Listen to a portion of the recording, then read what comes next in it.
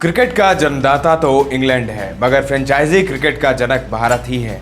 सबसे पहले भारत ने ही फ्रेंचाइजी क्रिकेट लीग की शुरुआत की थी, जिसका नाम है इंडियन प्रीमियर लीग यानी आईपीएल।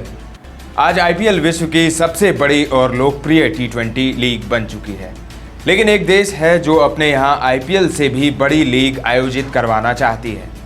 दोस्तों, दुनिया भर में फ्रेंचाइजी क्रिकेट लीग का क्रेज बढ़ रहा है। आईपीएल की अपार सफलता को देखते हुए कुछ देशों ने अपने यहाँ भी उसी तर्ज पर फ्रेंचाइजी क्रिकेट लीग की शुरुआत की और उन्हें भी उसका फायदा हुआ। आईपीएल की देखा देखी वेस्टइंडीज में कैरेबियन प्रीमियर लीग, ऑस्ट्रेलिया की the big bash league, Bangladesh की बांग्लादेश प्रीमियर लीग, अफगानिस्तान में अफगानिस्तान प्रीमियर लीग और पाकिस्तान की पाकिस्तान सुपर लीग शुरू हुई। इंग्लैंड की द 100 भी हाल ही में शुरू हुई है। वहीं इसी साल यूएई और दक्षिण अफ्रीका में भी टी20 फ्रेंचाइजी लीग शुरू हुई है। इस बीच सऊदी अरब की सरकार भी अपने यहाँ दुनिया की सबसे महंगी टी20 लीग स्थापित करना चाहती है। इसके लिए उसने आईपीएल फ्रेंचाइजी मालिकों के साथ बातचीत भी की है। अंग्रेजी अखबार द एज के एक रिपोर्ट में कहा गया है कि सऊदी अरब सरकार के प्रतिनिधियों ने आईपीएल फ्रेंचाइजी मालिकों को खाड़ी इलाके में एक टी20 फ्रेंचाइजी लीग सेटअप करने से जुड़ी योजनाएं प्रस्तावित की हैं। सऊदी अरब की सरकार इस लीग को दुनिया की सबसे महंगी लीग बनाना चाहती है। इसी संबंध में वो आईपीएल मालिकों से बात कर रही है और उनकी बातचीत जारी है। आपको बता दें कि पिछले 1 साल से सऊदी अरब की सरकार इस योजना पर काम कर रही है। तो क्या भारतीय खिलाड़ी भी खेलेंगे? दोस्तों, दुनिया की सबसे महंगी लीग की सफलता के लिए सऊदी अरब की सरकार भारतीय खिलाड़ियों को भी इसमें शामिल करना चाहती है।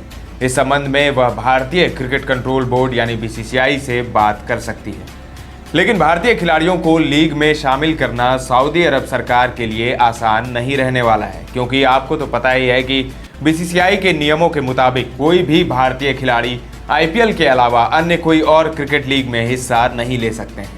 अगर किसी भारतीय खिलाड़ी को इन लीग में हिस्सा लेना है तो उन्हें बीसीसीआई से अपने सारे संबंध खत्म करने होंगे, यानी वह खिलाड़ी फिर टीम इंडिया से लेकर आईपीएल और अन्य घरेलू टूर्नामेंट में हिस्सा नहीं ले सकेंगे। इसीलिए सऊदी सरकार को बीसीसीआई से अपने नियमों में बदलाव करने के लिए मनाना होगा। अब देखना दिलचस्प होगा कि बीसीसीआई नियमों में बदलाव करने के लिए तैयार होती है या नहीं। खेलों में सऊदी कर रही है खूब निवेश। दोस्तों, सऊदी अरब की सरकार पिछले कुछ समय से स्पोर्ट्स में खूब निवेश कर रही है। सऊदी सरकार ने अपने यहाँ सऊदी अरब ग्रैंड प्रिक्स शुरू कर फार्मूला 1 रेस में एंट्री मारी। गोल्फ में भी सरकार ने भारी निवेश कर LIV गोल्फ शुरू किया है। सऊदी अरब ने अपने पब्लिक इन्वेस्टमेंट फंड से प्रीमियर लीग के फुटबॉल क्लब न्यूकासल यूनाइटेड को भी टेक ओवर किया है और अब सऊदी सरकार क्रिकेट में भी मौके तलाश रही है। दिलचस्प बात यह है कि सऊदी अरब आईपीएल 2023 का ऑफिशियल स्पॉन्सर भी है। जी हाँ, सऊदी सरकार ने सऊदी टूरिज्म अथॉरिटी को आईपीएल के इस सीजन की ऑफिशियल स्पॉन्सरशिप दिलाई है।